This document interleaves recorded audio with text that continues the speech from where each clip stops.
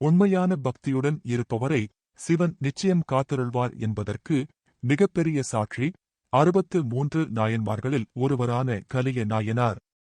செக்குத் தொழிலை உடைய வணிகர் மரபிலே தோன்றிய இவர் திருவொற்றியூர் கோயிலில் இறைவனுக்கு விளக்கிடும் தொண்டினை செய்து வந்தார்.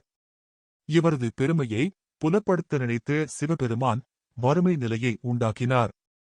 அந்நிலையில் நாயனா எண்ணெயை வாங்கி விற்று அதனால் கிடைத்த பொருளாலும் கூலிக்கு செக்காட்டியும் விளக்கெரித்தார்.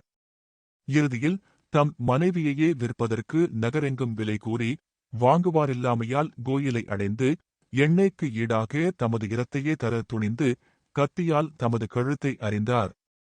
அப்பொழுது சிவரது அருட்கரம் நாயனாரது கையை தடுத்து நிறுத்த கோவிலில் இருந்த விளக்குகள் அனைத்திலும் எண்ணெய் நிரம்பி விளக்குகள் பிரகாசமாக எரியத் துவங்கின. சிவபெருமான் அவருக்கு பேரின்ப பெருவாழ்வு அளித்தார்.